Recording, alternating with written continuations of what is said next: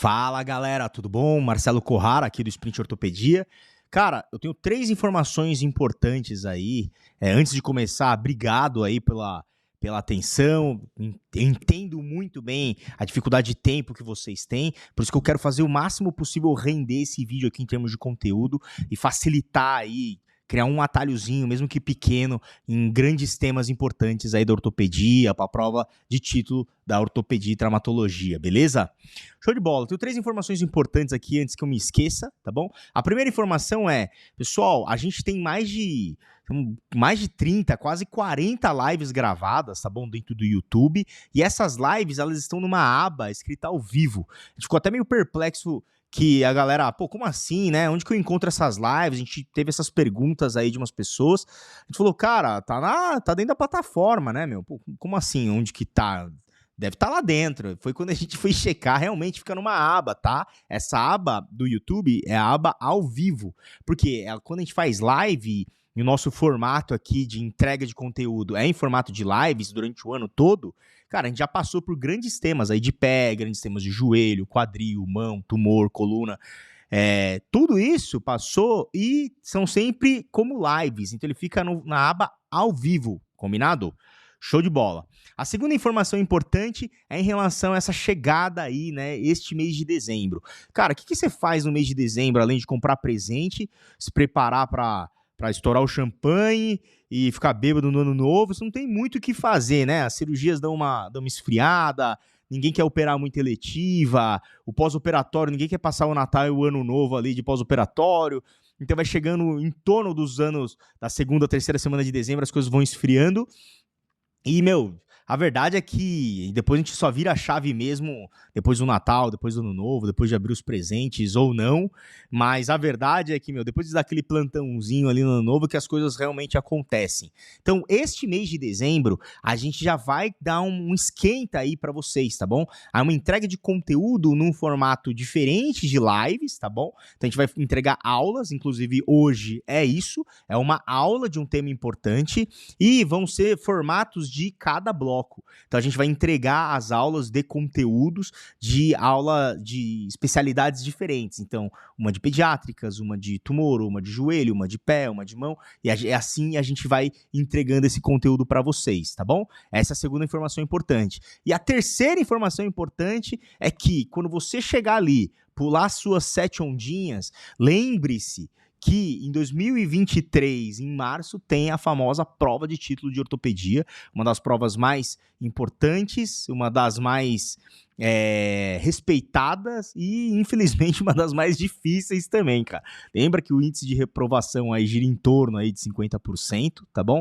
Então metade vai passar, metade não vai passar. E se você quiser passar, ou se você tá um pouco inseguro, que você tá ali meio na corda bamba, cara, você precisa de um empurrão, você precisa de uma ajuda, cara, pode contar com a gente aqui, com a mentoria do Sprint Ortopedia, porque a gente vai criar esse curso e, além de tudo, em janeiro, lembra, pulou as 7 ondinhas, a gente tem que partir dos princípios da ortopedia, em especial o princípio da medicina e da ortopedia. Lembra, quando você estava no primeiro e segundo ano, você ralou em anatomia, né, anatomia topográfica, e por incrível que pareça, na ortopedia também é assim. Existe uma prova, a prova de anatomia, que é uma prova também muito respeitada, inclusive difícil, né, de múltipla escolha. Vocês vão se deparar com ela, você que vai prestar a prova, e cara, não tem jeito, você vai ter que estar voando em anatomia para você conseguir garantir uma boa nota, e para isso a gente vai fazer aí um esquenta bem legal para vocês em janeiro. Espero que vocês gostem, para vocês ralarem ortopedia, se testarem, aprenderem e conseguirem aí, a gente conseguir se conversar e eu conseguir te ajudar aí em anatomia, que eu sei que é difícil, é chato, às vezes a gente tem que ficar decorando, a gente se perde em tanta coisa que parece que é tudo decoreba, mas não, existe uma linha de raciocínio e eu quero te ajudar nisso. Beleza? Essas são as 3 informações. Falado isso, acho que eu não não tenho mais muita coisa para falar agora. Então, a gente vai conversar sobre um tema importantíssimo na área de oncologia ortopédica, tá bom? E lembra, né? A gente sempre busca a bibliografia base. Então, isso aqui não é aula baseada em resumo, aula baseada em livro antigo, não. Ela é baseada na bibliografia pedida pela prova do TEOT, né? Então, é o Campbell 14ª edição. No capítulo 27, na página aqui, no capítulo de tumores malignos dos ossos, existe uma aba, né? Um pedaço ali falando sobre mieloma múltiplo e plasmocitoma.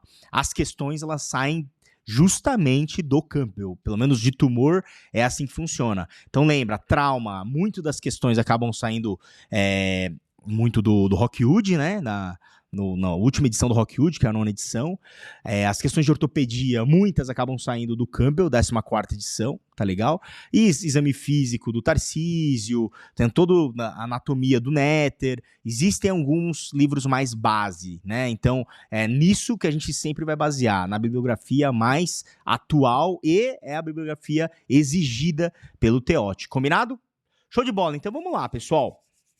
Vou pedir, antes de começar aqui, que você dê o like pra gente, isso ajuda demais a gente, o YouTube a entender que a entrega desse conteúdo pode ser importante. Se você pega e sai fora e não dá o like, eles falam que essa aula é um lixo, é assim que eles entendem, e não entrega pra mais ninguém, sabe? Então, eu acho importante vocês terem esse conhecimento de mieloma múltiplo, tumor em especial, ele é um pouco afastado, né, de algumas residências aí, então, pô, dá esse like, deixa um comentário, isso vai ajudar bastante a gente e até, claro, manda sua dúvida. Como não é uma live essa daqui, que a gente não tem um tete-a-tete direto, cara, deixa o comentário, a gente se compromete a buscar essa informação, procurar esse tipo de questionamento. E claro, se eu não souber, eu não sou o dono da verdade, não sei tudo, óbvio. Se você não sabe, o que eu faço? O que eu posso fazer é procurar na literatura, e lógico, a literatura base do TEOT, para a gente conseguir trazer essa informação para você, combinado? Então, deixa o like, deixa um comentário, uma dúvida aí, que com certeza a sua dúvida vai ajudar outras pessoas também. Show? Então vamos lá, pessoal. Capítulo 27 do Campbell 14ª edição de mieloma múltiplo. Então a primeira coisa que ele começa o capítulo o mieloma múltiplo é a malignidade primária do osso mais comum. Olha só essa questão, isso aqui já é alvo de questão, já esta frase. O mieloma múltiplo é o mais comum, ou a malignidade primária óssea mais comum. Por que ele fala assim? Em termos de maligno, tumores malignos, falou o tumor maligno no osso mais comum, pum, mieloma múltiplo. É assim que você tem que pensar. Aí o que eles gostam de fazer questão? Lembra que o mieloma múltiplo, apesar de ser maligno e apesar de ser no osso, é uma doença hematológica, né? Então ele pode fazer um questionamento para você, qual é o tumor mais comum do osso não hematológico? Aí você tem que tirar o mieloma múltiplo, tudo bem? Então essa é a minúcia aí da questão, não tem jeito, tem que fazer questão para a gente treinar que existem essas minúcias, tá? Então, pensou em tumor no osso primário, pensou em mieloma múltiplo. Tudo bem? Mas ele é hematológico. Pico de incidência na 5ª até a 7ª década de vida, então 50, 60, 70 anos. É um paciente maduro, já entrando na fase aí já da melhor idade, aquele paciente já mais aposentado, tudo bem? E ele tem uma predominância de 2:1 do sexo masculino, tudo bem? Masculino. Pessoal, nessa idade, não tem jeito, cara. Acima de 40 anos, o Campbell já orienta a gente a raciocinar dessa forma. Acima de 40 anos, pensou em tumor, a primeira coisa que vai pensar na sua cabeça é o MM. M de mieloma múltiplo e M de metástase óssea. Então, a partir de 40 anos, doença no osso sintomática, você tem que pensar mieloma múltiplo e carcinoma metastático. Você sempre vai raciocinar esses dois grandes blocos, combinado? Show de bola. Como que ele vai aparecer esse paciente para você? Os sinais e os sintomas, né? Como que ele pode aparecer para você? O paciente, o mais comum, o sintoma mais comum é a dor no osso. O paciente, ele vai chegar com dor. Mas pouco, rara, 50, 60 anos, dói tudo, tá bom? Dói tudo. É muito comum já ter um processo articular degenerativo. Dói muito nas juntas, né? Dói nas articulações. Dor no osso, em especial aquela dor noturna, né? Associada. Isso é uma coisa que tem que chamar a atenção, tá bom? Isso é um red flag, tá legal? Então, dor óssea é o sintoma mais comum do mieloma múltiplo, tá bom? E associado a isso, ele vai falar para você, uma fraqueza, uma perda de peso, anemia, trombocitopenia, neuropatia periférica, tudo bem? E até alterações de humor que pode acontecer na hipercalcemia, a insuficiência renal, aguda às vezes, por deposição. Às vezes o paciente ele tem mesmo, acaba ficando inchado, alteração de eletrólitos, alteração de exames laboratoriais. Tudo isso acaba acontecendo e ele é muito florido, os sintomas do mieloma múltiplo em uma fase inicial de progressão. Então você tem que tomar muito cuidado. Lembra que existe um mneumônico aqui, que é o CREB, tá bom? Lembra sempre desse mneumônico aqui para a gente raciocinar sobre mieloma múltiplo, sobre os sinais e sintomas que podem aparecer no mieloma. Então, o C aqui de hipercalcemia, né? Lembra que o sintoma de hipercalcemia mais comum acaba sendo alteração de humor, transtorno de humor, tá bom? R de falência renal, então você vai ver ali uma ureia aumentada, uma creatinina aumentada, meio que sem motivo aparente para o paciente. A de anemia, então comumente o HB do paciente é abaixo de 10, tá legal? E B de bone lesions, ou lesões ósseas, justamente aquelas lesões ósseas que a gente vai comentar agora, mas principalmente lesões líticas, ensacabocado, como tivesse tomado umas mordidas. Tudo bem?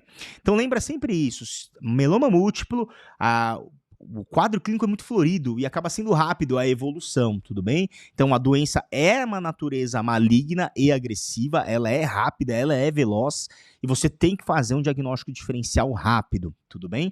Ah, mas pô, aonde que mais vai acontecer? Aonde que é essa dor? Já que a dor óssea é a mais comum, aonde que é essa dor, cara? Lembra sempre, essa dor pode ser decorrente de uma fratura patológica, que são relativamente comuns, tá bom? Mas em termos de localização, lembra sempre do eixo axial, tá bom? Mieloma múltiplo, eixo axial. Então, coluna, tá bom? Coluna é a localização mais comum, seguida aí de costelas e pelve. Então, lembra bem desse eixo axial. Então, bem no centro, coluna, costelas e pelve são as localizações mais comuns, mas a mais comum, coluna. Tudo bem?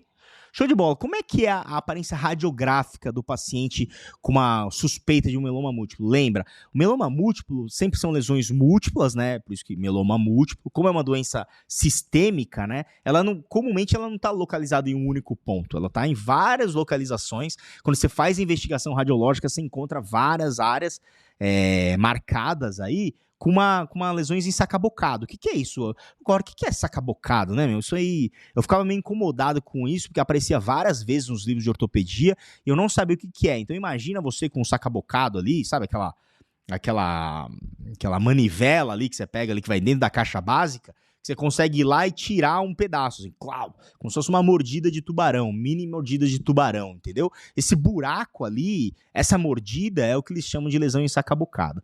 Então, como é que é? Elas são lesões puramente líticas, tá bom? Porque como ele é muito agressivo e rápido, não dá tempo daquela área óssea onde está machucada, ela ainda formar uma esclerose, ele não tem um crescimento indolente, ele é rápido, ele é veloz, não dá nem tempo do osso reagir a isso. Então ele vai, destrói o osso ele nem conseguiu reagir, ele, bum, destrói outra região, nem conseguiu reagir, bum, destruiu outra região, então ele é muito rápido. Então a característica clássica da radiografia é justamente lesões múltiplas, puramente líticas, sem borda esclerótica, entendeu? E não tem esclerose ao redor, não tem nenhuma marcação que você fala, isso aqui é um pouco mais indolente, não. A doença aguda, em progressão, ela é veloz mesmo, lesões ensacabocados múltiplas, tudo bem? Então é isso que vai aparecer, ó. Você está enxergando aqui na radiografia, né? Várias lesões osteolíticas no fêmur proximal, aqui na tomografia de corte coronal também, olha só, uns buracos no osso mesmo, e no corte axial aqui na imagem mais à esquerda, você vê esses buracos aqui, bem na região metafisária do colo, fragilizando essas regiões de alta carga, que pode acabar gerando uma fratura, tá bom? Além disso, pessoal, o que é clássico é a pergunta, né? Mas a cintilografia óssea do mieloma múltiplo, ele é frio. Então lembra bem, né? A cintilografia óssea, em geral, de um carcinoma metastático, então pulmão, tireoide, pulmão, rim, como teoricamente, em vigência de tratamento, ele tem uma atividade óssea local e o corpo reage a ela, comumente ele acaba podendo ter outras áreas de captação, né? Quando são doenças extremamente agressivas localmente, o osso não tem nem tempo de fazer reação.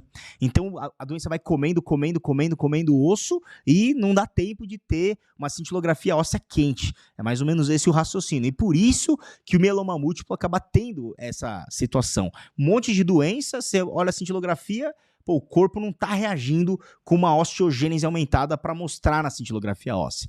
Então lembra, cintilografia fria, classicamente mieloma múltiplo. Entretanto, quando tem uma fratura ali, tem uma zona de carga de estresse local prévia, aí pode ter uma área de captação maior ou menor, mas classicamente ela é negativa, tá bom? Para mieloma múltiplo e até para uns carcinomas, por exemplo, o renal, quando ele é muito agressivo, ele também pode ter uma cintilografia negativa, tá legal? Mas classicamente mieloma múltiplo, cintilografia negativa, combinado?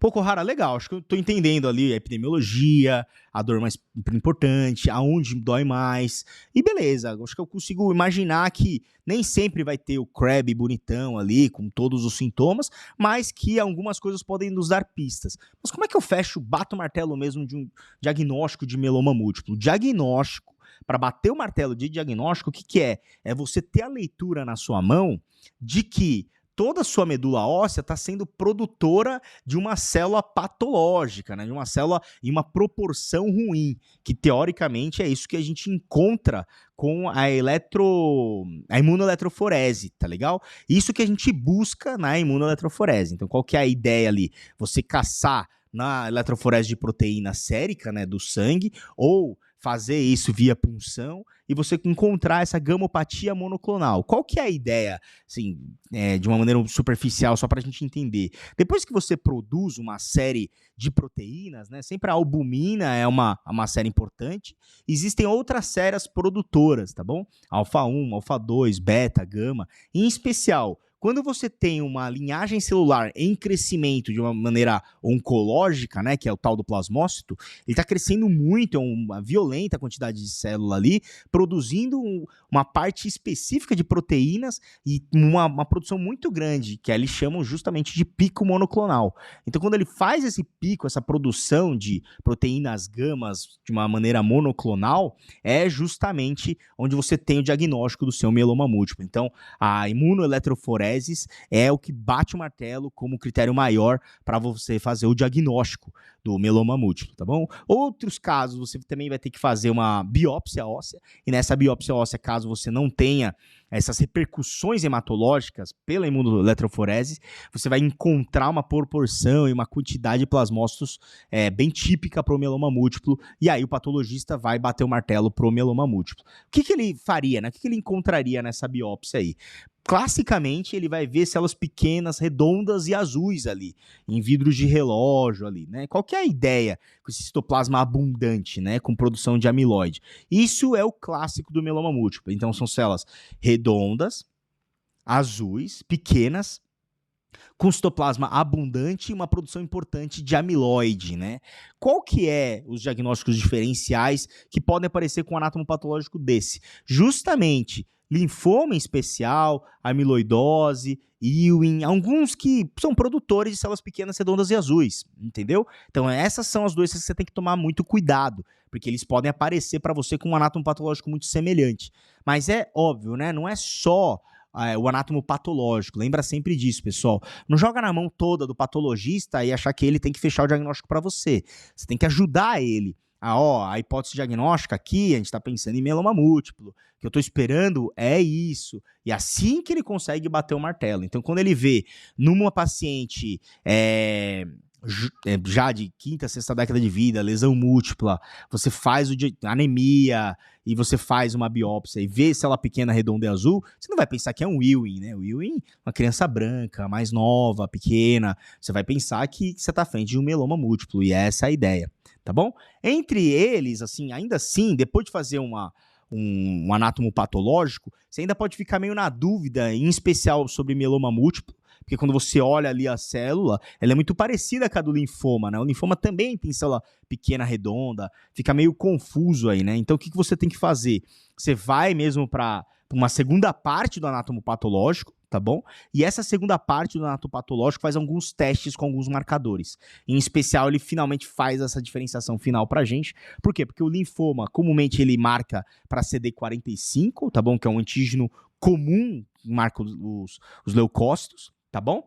Mas, e o CD20 também, né, que é um marcador de célula B, enquanto células do mieloma acabam sendo negativas. Então é bem isso, ó. Você olhou, marcou para CD56, célula natural killer, né, a NK CD56, esse é um perfil de marcador, mas veio negativo CD45, CD20, mieloma múltiplo. Pô, veio um CD56 com natural killer negativo, mas veio positivo CD45, CD20, são marcadores para linfoma. Então, essa eletroforese aí, ela pode trazer pra gente o perfil sistêmico, entendeu? Essa é a ideia. E a biópsia, ela vai trazer pra gente o diagnóstico anatomopatológico quando você tiver dúvida, principalmente linfoma, mieloma múltiplo, nesse perfil de tratamento. É justamente isso que eles discutem muito nas questões. Ele coloca muito, mas o que pode ser célula redonda, azul, etc. E aí você entra como diagnóstico diferencial e quais são os perfis de anatomopatológico clássico para essas determinadas doenças. Combinado? Show de bola, pessoal. Como é que você faz o tratamento? Então, eu acho que eu já sei fazer o diagnóstico, né? Então, eu vou pedir uma eletroforese sérica, vou fazer uma punção ali de medula óssea em busca do pico monoclonal. E se vier negativo, eu vou fazer uma biópsia. Nessa biópsia, eu vou caçar células pequenas, redondas e azuis. Se eu continuar na dúvida, faço então os testes finais e fazendo essa marcação de natural killer, provavelmente eu estava à frente mesmo de um mieloma múltiplo. Tendo o diagnóstico de mieloma múltiplo na mão, quem faz o tratamento de verdade não é o ortopedista, tá, pessoal? A gente fica com a parte mais de fratura patológica ou de iminências de fraturas, dores ósseas. Esse é o perfil que um ortopedista atua. Agora, quem faz o tratamento mesmo, né, da doença oncológica em si é o hematologista ou o oncohematologista, tá bom? Porque o tratamento primário da doença é quimioterapia. Lembra? A doença ela é sistêmica, o tratamento tem que ser sistêmico. Então é quimioterapia. E lembra, mieloma múltiplo, ele é muito responsivo à rádio também. Então você pode irradiar, cara. Você pode irradiar. Então aquela localização na coluna com muita dor, para controlar o efeito de massa do mieloma múltiplo, você também pode usar a radioterapia aqui. Então são métodos que você tem que ter na mão para conseguir fazer o tratamento. Além disso, né, lembra, o principal sintoma é dor na coluna. Então o que você faz? Além da doença que destrói o osso, o próprio osso ele fica mais frágil, tanto da doença crônica, da anemia, de tudo que consome o paciente, também necessariamente ele gera uma fragilidade óssea. Então gera áreas de microfratura. E para aumentar a densidade óssea aí, você pode fazer um tratamento, né, com bisfosfonato, alendronato, zometa, tudo bem? Então essa área de atuação aí, prevenir a dor esquelética do paciente, prevenir fraturas, tratar fraturas. E em termos de tratamento cirúrgico, o que a gente mais acaba fazendo é justamente as fraturas patológicas ou as iminências de fratura. Então lembra assim, qual que é o objetivo de você operar? Pô, eu vou operar um mieloma múltiplo. Você vai operar um mieloma múltiplo, o objetivo principal é você conseguir trazer ele para a função prévia. Esse é o grande lance. Cara, eu andava previamente, antes de ficar doente, eu conseguia andar com a minha muletinha, com a minha bengala, com o meu andador. Ou eu não fazia isso, mas eu ia para a padaria, conseguia fazer umas coisinhas. A ideia é você conseguir trazer isso o mais precocemente possível. Como você faz isso para o paciente? Então, assim, o que você tem que fazer? Ou você faz uma ressecção aqui do tumor, eles chamam de debooking isso, né? Então você tira um grande volume de tumor, cimenta para gerar estabilidade e faz uma fixação, como essa primeira imagem aqui, tudo bem? Lembra que a cimentação é muito melhor que o enxerto em termos de substituição para esse tipo de objetivo, porque o enxerto ele não vai gerar uma ossificação, ou ele não vai gerar estabilidade imediata. Quem faz isso é o cimento, tá bom? Então por isso que para mieloma múltiplo, doença muito agressiva, o cimento acaba sendo a melhor escolha, tá bom? Além disso, outras opções é uma embolização, também é uma possibilidade aí, pouco utilizada, mas é uma possibilidade. E outra, a própria fixação mesmo, quando você acha que vai quebrar, né, você fazer a fixação. Só um parênteses, lembra que para mieloma múltiplo você não usa Mirels, tá? Para você usar os critérios de Mirels para evitar uma fratura patológica, ele foi descrito os critérios de Mirels para carcinoma metastático e não para meloma. Então você vai entrar no jogo do meloma em termos de perfil de doença, se na radiografia ele comeu mais que um terço de todo o diâmetro ósseo, se existe uma área de fragilidade, se é uma área de alta carga ou não, se você comeu, além dos 2/3, é uma área lítica sem reação local, tudo isso que no meloma múltiplo, infelizmente, acontece muito, por acometer muito o eixo axial. Lembra aí que além das costelas e da coluna, a região da pelve é muito acometida. Então a cabeça, o colo, região transtrocantérica ela é muito acometida pela doença do mieloma múltiplo, tá legal? E caso você tenha uma fratura e você não consiga dispor para o paciente que ele consiga já andar rapidamente, aí é melhor você fazer substituições, né? Porque daí você tira em bloco toda aquela área de doença, você faz uma substituição para o paciente conseguir já pisar, andar e ter a maior função possível, o mais precocemente possível. Essa é a ideia. Então você faz aí umas endopróteses não convencionais de joelho, umas endopróteses não convencionais de quadril, por exemplo. Tudo bem? Então, essa é a ideia e que na maioria dos pacientes você faz uma coisa associada. Então, você resseca a doença e depois você, assim que tirar os pontos ali, 2, 3 semanas, você já entra com radioterapia para conseguir fazer controle de doença local. E lembra que sistêmico é uma doença sistêmica, sempre quimioterapia. E, claro, o paciente, pessoal, do mieloma múltiplo é um paciente que ele vai chegar com insuficiência renal, desidratado, ele vai chegar confuso, com os eletrólitos todos alterados, ele vai chegar anêmico, ele vai chegar com um perfil de dificuldade, ou até pós-quimioterapia, pós-rádio. É um paciente que ele vai chegar com muitas dificuldades aí sistêmicas. Lembra bem de você conseguir colocar isso na balança em termos de risco de patologia do paciente, tudo bem? Então tome muito cuidado. Infelizmente, para a gente conversar de sobrevida a longo prazo, né? A sobrevida a longo prazo é um pouco restrito, entendeu? Então tem um prognóstico um pouco restrito, tá legal? E que, assim, houve melhoras do tratamento sistêmico, que é o principal para mudar o jogo em termos de tratamento a longo prazo, mas que a gente já tem mais que 50%, aí, 60% de bons resultados em sobrevivências a longo prazo. Combinado? Show! Pensando, isso tudo que eu conversei, pessoal, é o mieloma múltiplo. Lembra que o plasmocitoma, esse aqui é o último slide antes da gente para as questões.